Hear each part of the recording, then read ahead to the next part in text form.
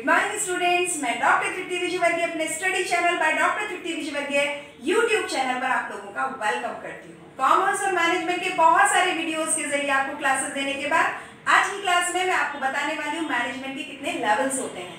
बहुत सारे बच्चे बहुत आराम से ये कह देते हैं कि मैनेजमेंट के तो 3 लेवल होते हैं, top management, middle line management और लोअर मैनेजमेंट। आज की क्लास में मैं आपको कुछ कांसेप्ट्स क्लियर करने वाली हूँ और उनकी रिस्पांसिबिलिटीज क्या आती है और कौन कौन लोग इसमें शामिल है, इसके लिए एक डिटेल क्लास लेकर आपके सामने हाजिर हूँ। सबसे पहले समझते हैं डिफरेंट मैनेजमेंट लेवल्स की बात कर रहे हैं अगर हम, तो टॉप लेवल मैनेजमेंट होता है, मिडिल लेवल मैनेजमेंट होता है और लोअर लेवल मैनेजमेंट होता है। पर आजकल इसे लोअर लेवल मैनेजमेंट नहीं कहा जाता, इसे फर्स्ट लाइन मैनेजर्स या फर्स्ट लेवल मैनेजर्स या जूनियर्स कहा जाता है। ये चीज आपको करेक्ट कर लेनी चाहिए। यहाँ मैंने इसलिए इसे लोअर लेवल मैनेजर लिखा है ताकि आपको ये समझ में आए कि ये गलती नहीं करनी है, अपने को फर्स्ट लाइन मैनेजर्स या फर्स्ट लेवल मैनेजर्स लिखना है, राइट। अब कौन लोग इसमें शामिल होते हैं जरा समझिए। जब भी किसी ऑर्गेनाइजेशन में टॉप लेवल मैनेजमेंट की बात होती है तो उसमें या तो मैनेजिंग डायरेक्टर्स शामिल होते हैं या प्रेसिडेंट शामिल होते हैं। ये लोग अपने काम को स्मूथ फंक्शनिंग करने के लिए कुछ लोगों की सहायता लेते हैं जिनको हम जनरल मैनेजर्स कह सकते हैं या वाइस प्रेसिडेंट्स कह सकते हैं। ये वो लोग होते हैं किसी भी संस्था में जो अपने दिमाग में लिए गए एक सपने को, एक मिशन को और एक विजन को एक्चुएट करवाने में और लोगों की मदद लेते हैं। They hire some experts, they hire some people. जो लोग एक्सपर्ट्स होते हैं अपने एरिया के, उन लोगों को वो अपॉइंट करते हैं ताकि उनके विजन को वो एक्चुअलाइज कर सके।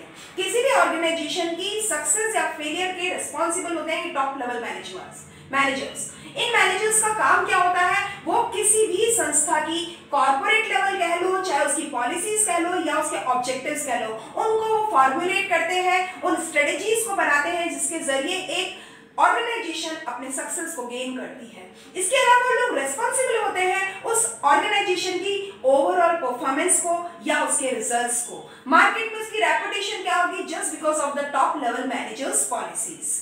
तो इस पे इनका क्या काम रहता है, ये लोग कोऑर्डिनेट करते हैं अपने मिडिल लाइन मैनेजर्स को। मिडिल लाइन मैनेजर्स या मिडिल मैनेजमेंट को कोऑर्डिनेट करेंगे, अच्छे से उनके साथ तालमेल बिठाएंगे, तभी जो इन्होंने अपने दिमाग में चीजें ली है जिसको हम कह सकते हैं वो पेपर पे है, आज उन्हें प्लेन पे या एक्चुएट या प्रैक्टिकल ग्राउंड्स पे लेकर आने का काम जो करता है वो मिडिल लाइन मैनेजर ही होता है। तो इनके साथ कोऑर्डिनेशन होना बहुत ज्यादा जरूरी है। अब जरा सेकंड लेवल की बात करते हैं, मिडिल लेवल मैनेजमेंट की बात करते हैं। इसमें हम ये मानते हैं कि किसी भी संस्था को अच्छे से रन अगर करना हो तो उसमें डिपार्टमेंट्स होते हैं और हर एक डिपार्टमेंट का एक हेड होता है।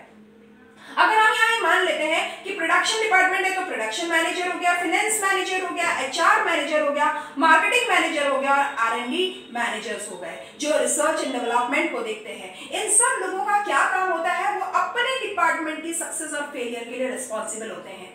क्या ये लोग अपने डिपार्टमेंट को अच्छी तरीके से संभाल पा रहे हैं, इसको ये देख लेते हैं, पर ये अपने डिपार्टमेंट को देखने के लिए कुछ लोगों की सहायता लेते हैं। इसका मतलब क्या समझ में आया कि ये लोग कोऑर्डिनेट करते हैं फर्स्ट लाइन मैनेजर्स के साथ में, तभी ये अपना काम कर सकते हैं। तो इनकी रिस्पॉन्सिबिलिटी भी समझ में आ गई और इनका कोऑर्डिनेशन किन लोगों के साथ होता है वह भी समझ में आ गया। अब जरा अपन आते हैं जो बॉटम लाइन मैनेजर्स हैं या फर्स्ट लेवल मैनेजर्स हैं जिनको हम जूनियर्स भी कहते हैं। In other words it also called as supervisors. तो ये सुपरवाइजर्स क्या होते हैं, हम यहाँ ये मान लेते हैं कि जैसे अगर प्रोडक्शन मैनेजर है तो उसके डिपार्टमेंट में कुछ लोग उनके कामों को ईजी करेंगे। तो जैसे जो मटीरियल मैनेजर होगा वो अलग काम देखेगा, कहने को ये सारे प्रोडक्शन मैनेजर के अंडर में काम करने वाले हैं, लेकिन मटेरियल का काम मटेरियल मैनेजर देखेगा, स्केड्यूल बनने का काम स्केड्यूलिंग मैनेजर देखेगा, क्वालिटी कंट्रोल के लिए ये व्यक्ति रिस्पॉन्सिबल होगा और असेंबली के लिए किसी काम को किस तरह से असेंबल करना है, किसी भी मशीन का कैसे असेंबलिंग होगी, प्रोसेस कैसे असेंबल होगा, उन सारी चीजों के लिए ये व्यक्ति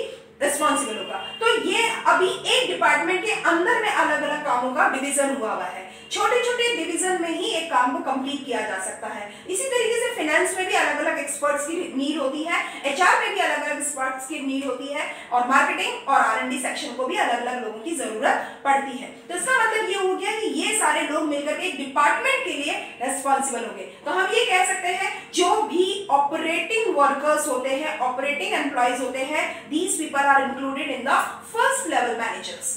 इसमें ये लोग उन लोगों के कामों को देखते हैं और उनकी वर्किंग सही जा रही है या नहीं जा रही है, इसके लिए वो रिस्पॉन्सिबल होते हैं। तो यानी समझ में क्या हुआ, अगर इनकी रिस्पॉन्सिबिलिटी की बात करेंगे तो they are responsible for the work of operating staff.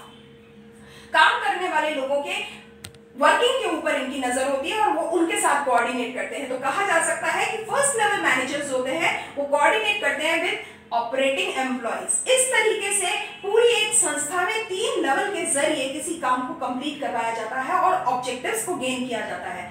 Top level भी अपनी जगह इंपॉर्टेंट है, तो जो ऑपरेटिंग स्टाफ है वो भी अपनी जगह इंपॉर्टेंट है। हर लेवल का अपना एक इंपॉर्टेंस रहता है, एक सिग्निफिकेंस रहता है और उसके बीच में कोऑर्डिनेशन होना बहुत जरूरी है। तो इस तरीके से ये है लेवल्स किसी भी ऑर्गेनाइजेशन में मैनेजमेंट के।